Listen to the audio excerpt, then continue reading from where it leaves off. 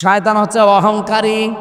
আমার যতটুকু ধারণা যারা এই 2024 সালের 5 আগস্টে পালিয়ে গেছে, একটা মাত্র কারণ তারা অহংকারী ছিল। এক কথা বলে টাকা, আপনি একটা জায়গা দেখান তো যেখানে তারা অহংকার করে নাই। ইউনিয়নের মেম্বার থেকে শুরু করে একেবারে সংসদের যিনি দায়িত্বে, প্রত্যেকটি জায়গায় দেখেন যে সেখানে ছিল সেখান থেকে তার ক্ষমতার অহংকার দেখিয়েছে। কেউ বসেছিল এলাকায়, কেউ বসেছিল একটা চেয়ার পেলেই মনে হচ্ছে চেয়ারের গরমে এসে যে যখন চেয়ারে থাকে সে তখন গিয়ারে থাকে। এই যে আমি এখন চেয়ারে আছি না, আমিও গিয়ারে আছি। স্যার এখন চেয়ারে আছে না, উনিও গিয়ারে আছে। কিন্তু চেয়ারে যারা বসে তাদের স্মরণ করা দরকার, পৃথিবীর কোনো চেয়ার স্থায়ী না। কথা বলেন না কেন? যেখানে যে চেয়ারে বসেন না কেন, সঙ্গে সঙ্গে আগে মনে রাখবেন যে আমাকে এখান থেকে ওঠা লাগবে। আমি এই যে বসলাম, চেয়ার আমাকে কিন্তু কানে কানে বলেছে যে বেশি সময় না, মাত্র 1 ঘন্টা 1.5 ঘন্টা, এরপরে নেমে যাওয়া লাগবে। কি কথা বলেন না কেন? কারণ এরপরে এমন এমন ব্যস্ততা, এমন এমন শিডিউল করা আছে যেখানে যাওয়াই লাগবে। যদি এখন শুরু হওয়ার কথা কুষ্টিয়া শিল্পকলা, সেটা বাদ দিয়ে এখানে করছি, এখানে 1-1.5 ঘন্টা লস হলে ওখানে যে ওঠা লাগবে না, ওই চেয়ারে বসে কি আমি একেবারে রাত 10টা পর্যন্ত থাকতে পারবো? মাগরিবের পর আমার আর একটা অনুষ্ঠান আছে। যে চেয়ারেই বসে, পৃথিবীর কোন চেয়ার কারো জন্য স্থায়ী, একটা চেয়ার স্থায়ী শুধু হাসিনারটা। না, ও তো চেয়ারে হারিয়ে ফেলেছে। কোনটা? আল্লাহ বলেন আসমান জমিন পরিব্যাপ্ত একটা চেয়ার আছে। ওই চেয়ার কার? ওই চেয়ারের কোনো পরিবর্তন নেই। সুতরাং একটা বাদ দিয়ে পৃথিবীর কোন চেয়ার যেহেতু স্থায়ী না, চেয়ারে বসলেই লাভ দেওয়া যাবে না। আজ কিছু মানুষ নতুন নতুন চেয়ার পেয়েছে তো পাগল হয়ে গেছে, মনে হচ্ছে কি হনরে হনুমান হয়ে গেছে। চেয়ার থেকে যে কিছুক্ষণ পরে নামা লাগবে ওইটা আর মনে নেই। সুতরাং অহংকার যারা করেন, সে চেয়ারের হোক, টাকা পয়সার হোক, যারই হোক, অহংকার এটা মানুষের না শয়তানের? আরো জোরে বলেন। শয়তান অহংকার করেছিল জান্নাতের ভেতরে। হযরত আদম আর হাওয়াকে সেজদা দেওয়ার জন্য আল্লাহ আদেশ দিয়েছিল, বলেন না আনা খায়রুম মিনহু খালাকতানি মিন নারি ওয়া খালাকতাহু মিন তিন। তুমি আমাদেরকে আগুন দিয়ে বানিয়েছো আর ওদেরকে বানিয়েছো মাটি দিয়ে। আগুনের কাজ উপরে ওঠা, মাটির কাজ নিচে যাওয়া। সুতরাং উপরের জিনিস নিচের জিনিসের কাছে মাথা নত করতে পারে না। এটা বিজ্ঞানের সাথেও মেলে না, মোস্ট আনসাইন্টিফিক। বলেন নাউজুবিল্লাহ। আল্লাহকে যুক্তি দেখাচ্ছে। আল্লাহ রাব্বুল আলামিন এই অহংকারের কারণে এত বেশি রেগে গেলেন, তাকে আল্লাহ ওই দিন থেকে 2টা জিনিস থেকে বঞ্চিত ঘোষণা দিলেন যে কোনোদিন তোকে আমি 2টা জিনিস দেব না। কয়টা?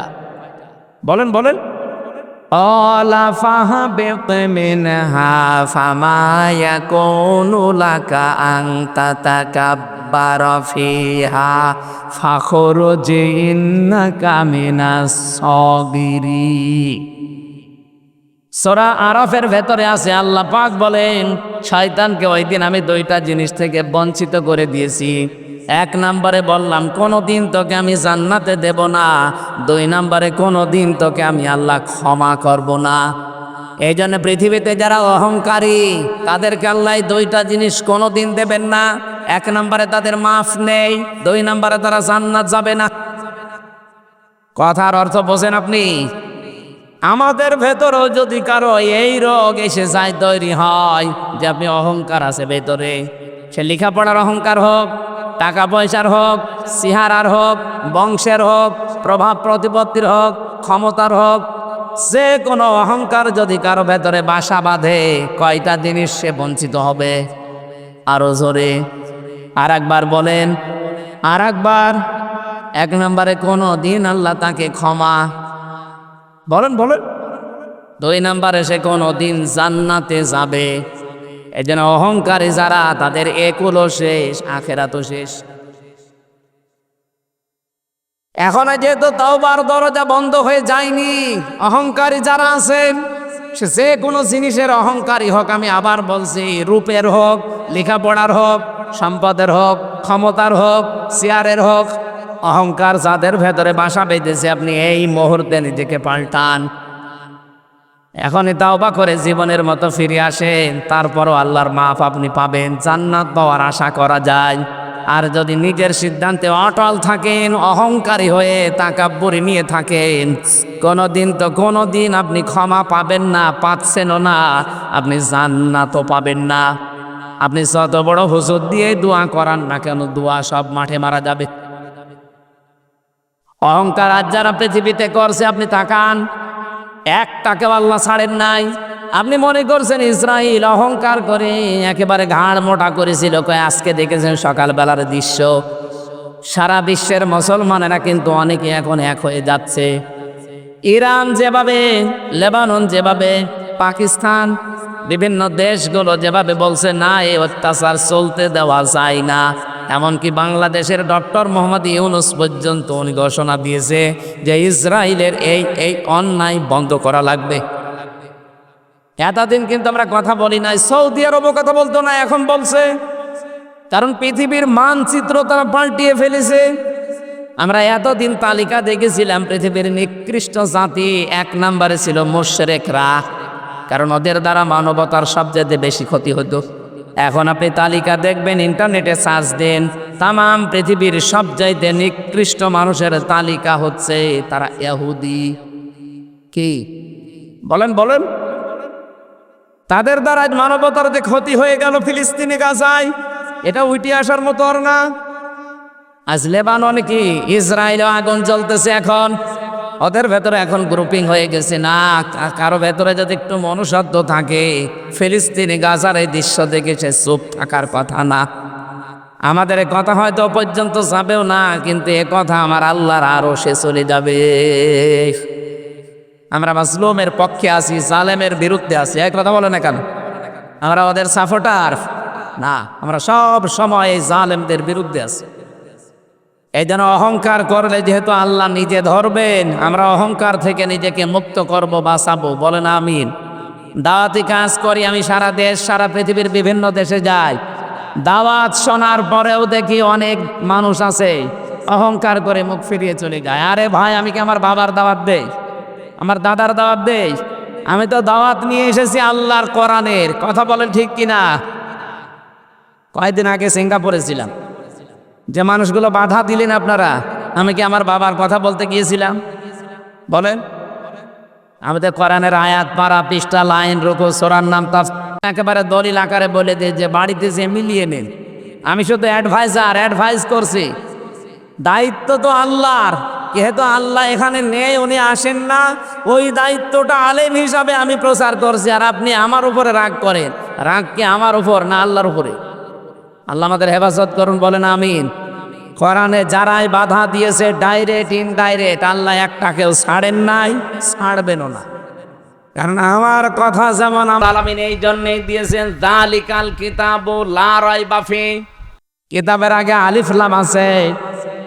রব্বুল আলামিন বলেন, একটা মাত্র কিতাব আমি দুনিয়ায় পাঠালাম, যেটার ভেতরে কোনো ভুল নেই, সন্দেহ নেই, অবকাশ নেই। কিতাবের আগে আলিফ লাম দেওয়ার 2 নাম্বার কারণে পৃথিবীতে একটা মাত্র কিতাব আছে, যে কিতাব মানুষকে হেদায়েত দিতে পারে। বলেন সুবহানাল্লাহ।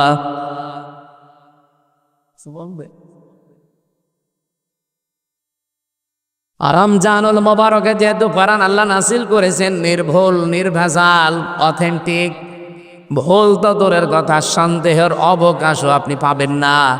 আল্লাহ বলেন কোরআন দিয়েছি কেন জানো? হুদাল লিল মুত্তাকিন, মুত্তাকিদেরকে হেদায়েত দিতে। প্রশ্ন আসতে পারে, মুত্তাকি হয়ে গেলে আবার হেদায়েত দরকার কি? মুত্তাকি যদি আমি হয়ে যাই, তো আমার হেদায়েত লাগবে কেন? অন্য স্থানে আমরা পেয়েছি হুদাল লিন্নাস ওয়া বায়্যিনাতিম মিনাল হুদা ওয়াল ফুরকান। কোরআন আমি নাজিল করেছি মানব জাতির হেদায়েতের জন্য। এই খেয়াল করবেন, এখানে প্রথম বললেন আমি মুত্তাকিদের হেদায়েত দেব কোরআন দিয়ে। দ্বিতীয় পেয়েছি সূরা বাকারা 185 নম্বর আয়াতে, যে আমি কোরআন দিয়েছি মানব জাতির হেদায়েতের জন্য।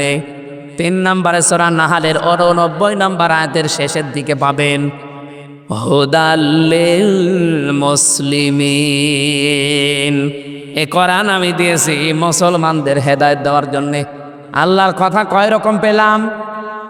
বলেন বলেন, কথায় পর্যন্ত বুঝেছেন কিনা বলে? আল্লাহর কথা 3 রকম হয়ে গেল। উনিও কি আমাদের হাসিনা সাহেবের মতো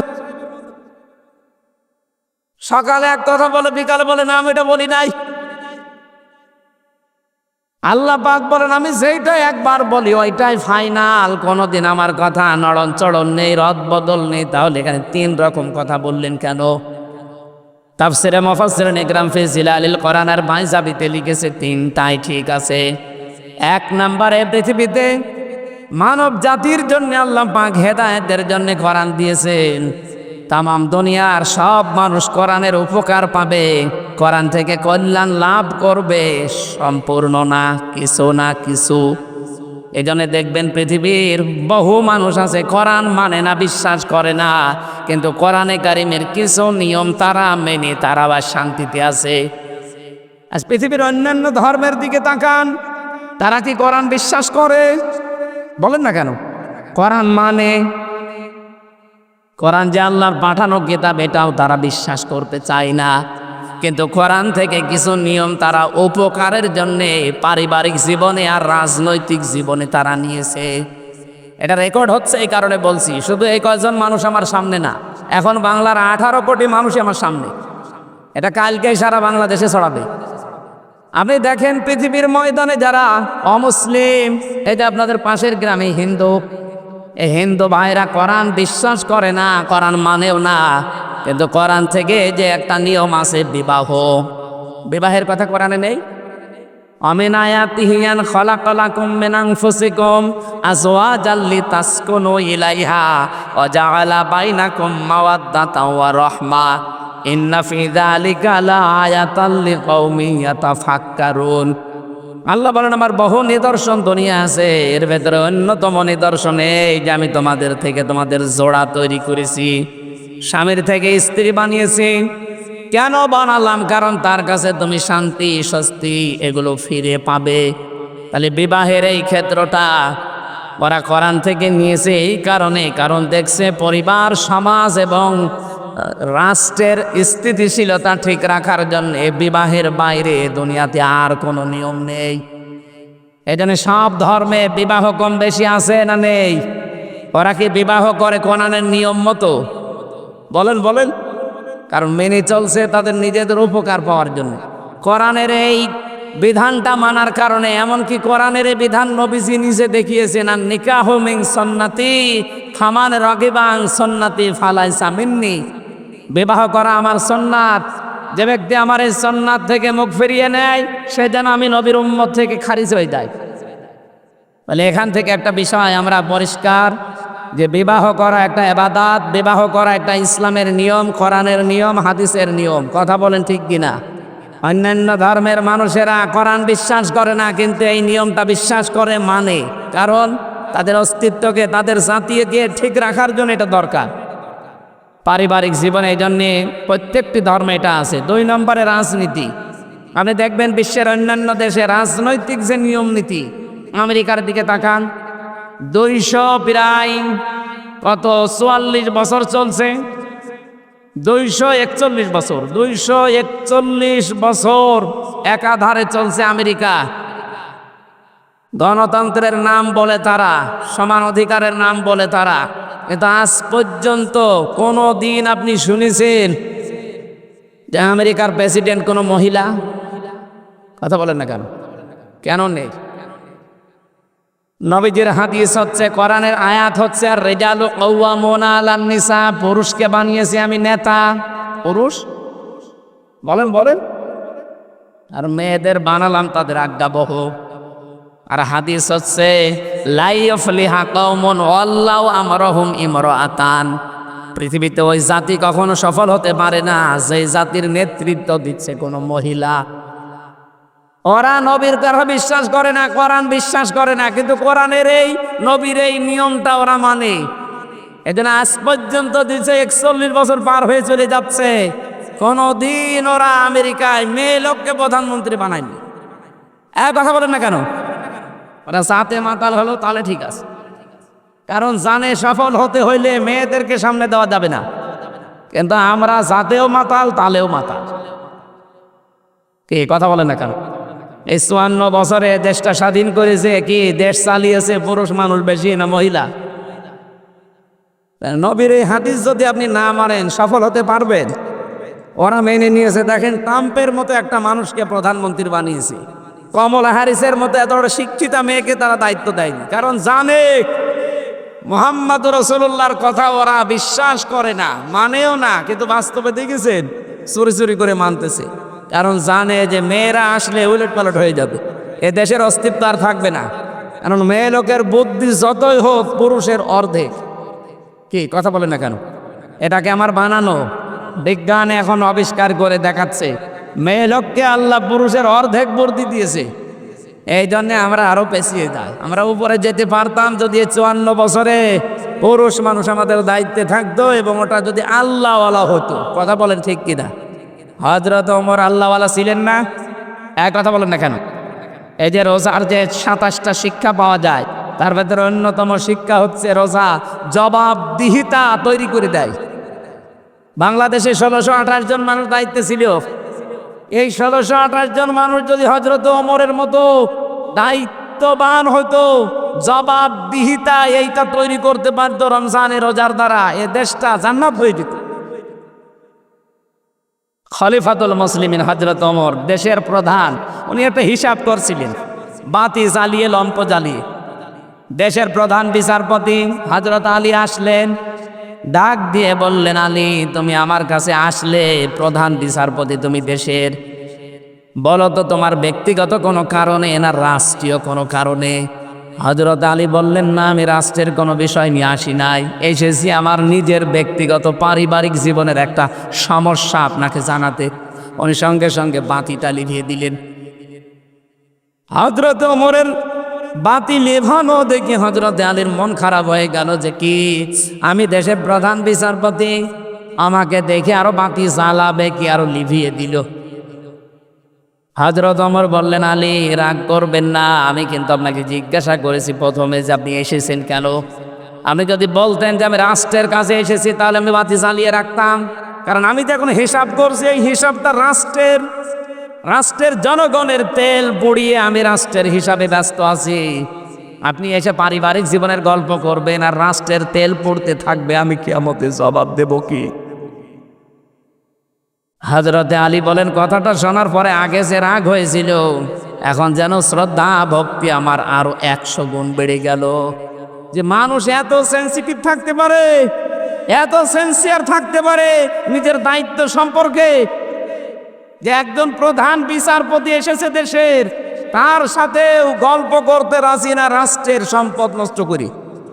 বাংলাদেশে যদি এরকম মানুষ আমরা ১৬২৮ জন পেতাম, এ দেশটা মিনি জান্নাত হয়ে যেত। রমজান কিন্তু ওইটা শিক্ষা দেওয়ার জন্য এসেছিল, কিন্তু ওই রকম মানুষকে আমরা ৫৪ বছরে পেয়েছি না? মানে মাওলানা মতিউর রহমান নিজামী রহমতুল্লাহ আলাইহি মন্ত্রণালয় চালিয়েছে বাংলাদেশে, দুইটা মন্ত্রী চালিয়েছে উনি নিজে। দায়িত্ব পালন করার পরে ৩৬ টাকা বেশি ছিল, টাকাটা রাষ্ট্রের কোষাগারে ফেরত দিয়েছে। নেই মানে আলী হাসান মোহাম্মদ মুজাহিদ রহমতুল্লাহ আলাইহি, এই মানুষটাও মন্ত্রী ছিল, একটা টাকা দুর্নীতি খুঁজে পায়নি অণুবীক্ষণ যন্ত্র দিয়ে। মানুষ নেই মানে ওইরকম মানুষ দেখতে হবে না? আপনি যদি দরবেশের মতো মানুষ দেন, তো ৩৬,০০০ কোটি টাকা চুরি করবে। একজনের শুনলাম ৬২০টা বাড়ি ভূমি মন্ত্রীর, কিন্তু বাড়িতে একটাও এখন থাকতে পারেন না। কানাডায় বাড়ি বানিয়েছেন, মালয়েশিয়া বাড়ি বানিয়েছেন, সিঙ্গাপুরে, যেখানে যেখানে গেলাম দেখি হোটেলে উঠেছে, ওই সাহেব পাড়া বেগম পাড়ায় ওঠে না। যেই হোটেলে উঠলাম, হোটেলের নিচতলা এসে একটু গর্ব দেখি ২ শয়তান বসে আছে। কি এখানে কি বলছো? হুজুর আমরা আগে পালিস কেন? আচ্ছা দেশে থেকে মার খাবো কেন? সাহেব পাড়া বানিয়েছেন, বেগম পাড়া, ওখানে থাকবেন না? ওখানে থেকে মার খাবো? এ দেশে বাঙালি আছে না? যদি দেখে সাহেব পাড়ায় আসি মালয়েশিয়াতে, পিটিয়ে ভর্তা বানিয়ে ফেলবো। এই জন্যে এসেছি চুরি করে থাকি, কোনো জায়গায় যাই না। কয়দিন থাকবেন এভাবে চুরি করে? কেন এই কাজ করতে গেলেন? যদি হযরত ওমরের মতো দায়িত্বটা পালন করতেন, মরণ পর্যন্ত বাংলাদেশের দায়িত্বে থাকতে পারতেন। কথা বলেন না কেন? কি হবে এত টাকা দিয়ে আপনার? এখন 620টা বাড়িয়ে বানিয়েছিলেন, কি করলেন? একটাও তো থাকতে পারলেন না। এখন থাকা লাগছে ভাড়া করা হইটিল। এই জন্য হুদাল্লিল মুত্তাকিনের ব্যাখ্যা করার জন্য আমি যেহেতু এ পর্যন্ত এসেছিলাম, খুব খেয়াল করে শুনবেন। কোরআন থেকে হেদায়েত নিবে দুনিয়ার মানুষেরা, আখেরাতে এই মানুষগুলো আর হেদায়েত পাবে না, উপকারও পাবে না, কল্যাণও পাবে না। আর দুনিয়ায় যারা নিচ্ছে তারা পাবে। 2 নম্বরে মুসলমানেরা আরেকটু বেশি পাবে কোরআন থেকে উপকার, হেদায়েত। এই জন্য আমরা একটু বেশি বেশি মানি, একটু উপকারও পাই। 3 নম্বরে সবচাইতে বেশি কল্যাণ পাবে, হেদায়েত পাবে, উপকার পাবে দুনিয়ার আখেরাতে যারা মুত্তাকি। তাহলে 3টা কথায় আল্লাহ ঠিক আছে, যদিও 3 রকম মনে হচ্ছে। কোরআন থেকে 1 নম্বরে কিছু না কিছু ফায়দা পাবে মানুষেরা। 2 নম্বরে কোরআন থেকে ফায়দা আরেকটু বেশি পাবে মুসলমানেরা। 3 নম্বরে সবচাইতে বেশি উপকার পাবে কারা? বলেন বলেন। মুত্তাকিরা উপকার পাবে দুনিয়ার আখেরাতে মিলে। আমরা এবার কোরআন থেকে আপনাদের ব্যাখ্যাটা শোনাচ্ছি, কি উপকার পাবে দুনিয়ার মুসলমানেরা। রব্বুল আলামিন জানিয়েছেন 1 নম্বরে উপকার হচ্ছে, আল্লাহ পাক বলেন আল্লাহ নিজে তাকওয়া যারা অর্জন করবে, কোরআন থেকে যারা হেদায়েত পেয়ে মুত্তাকি হবে, আল্লাহ নিজে তাদেরকে ভালোবাসবেন। কালকে বলবেন ইন্নাল্লাহা ইউহিব্বুল মুত্তাকিন, অবশ্যই আমি আল্লাহ মুত্তাকিদেরকে ভালোবাসি। বলেন সুবহানাল্লাহ। মানুষ অনেক প্রেমিকার ভালোবাসা পাওয়ার জন্য জীবন শেষ করে দেয়। কি এই যে 14ই ফেব্রুয়ারি 1 বছর ধরে ধরে টাকা গোছায় যে 14ই ফেব্রুয়ারি প্রেমিকাকে ফুল কিনে দেবে ভালোবাসা দিবসে। এখানে যারা মুরব্বী তারা তো এসব বসবেন না, যুবক মানুষ টের পায়। কি আনন্দ, আবেগ, আগ্রহ নিয়ে ফুল কিনে নিয়ে দাঁড়িয়ে থাকে সকিনার জন্যে। একটা মানুষের ভালোবাসা পাওয়ার জন্য যদি এত শ্রম দেওয়া লাগে, কষ্ট করা লাগে, আল্লাহ বলেন যদি মুত্তাকি হতে পারো আমি আল্লাহ নিজে তোমাদেরকে ভালোবাসবো। সুবহানাল্লাহ বলতে পারেন নাই? 2 নম্বরে আমি পেয়েছি সূরা বাকারা, ওয়া'লামু আন্নাল্লাহা মা'আল মুত্তাকিন। আল্লাহ পাক বলেন আমি নিজে মুত্তাকিদের সঙ্গে থাকবো। বলেন সুবহানাল্লাহ। শুধু ভালোবাসবো তা না, আমি নিজে তাদের সঙ্গী হয়ে যাব। 3 নম্বরে কোনো মানুষ যদি তাকওয়া অর্জন করে মুত্তাকি হতে পারে, যত রকমের চক্রান্ত আছে দুনিয়াতে তার বিরুদ্ধে, ওই চক্রান্তকে আল্লাহ নিজে নস্যাৎ করে দেবেন। বলেন সুবহানাল্লাহ। ইসলামে দেশে যারা অ্যাক্টিভভাবে মেনে চলে তাদের ওপরে যত ষড়যন্ত্রের খড়গ হস্ত, যত রকমের দুর্বিসন্ধি হয়, চক্রান্ত হয়, সবগুলো থেকে তার নিজের বাঁচা সম্ভব না। বাঁচায় কে? বলেন বলেন। এই 15.5 বছরে ইসলামের অস্তিত্ব থাকার কথা ছিল না, যত রকমের ষড়যন্ত্র আরম্ভ হয়েছিল, বাঁচিয়ে রেখেছেন কে বলেন তো? 4 নম্বরে পেয়েছি মুত্তাকি যারা হবে তাদের আমল আল্লাহ নিজেই কবুল করে নেবেন। ইন্নামা ইয়াতাকাব্বালুল্লাহু মিনাল মুত্তাকিন। সূরা মায়েদা 27 নম্বর আয়াতের শেষের দিকে আছে। আমি দলিলগুলো লম্বা করছি না, কারণ আমার ওই অনুষ্ঠানটা ধরা লাগবে। এখানে আমার 11টায় ওঠার কথা, সেখানে অনেক সময় হয়ে গেছে। 5 নম্বরে রিজিকের দরজা আল্লাহ খুলে দেবে, এটা সূরা আরাফের 96 নম্বর আয়াতের প্রথম অংশে আছে। 6 নম্বরে তাকে পেরেশানি থেকে আল্লাহ মুক্তি দান করবেন, সূরা তালাকের 2 নম্বর আয়াতে আছে। 7 নম্বরে তার জীবনের যত কাজ আছে আমার আল্লাহ সব কাজ সহজ করে দেবেন, সূরা তালাকের 4 নম্বর আয়াতে আছে।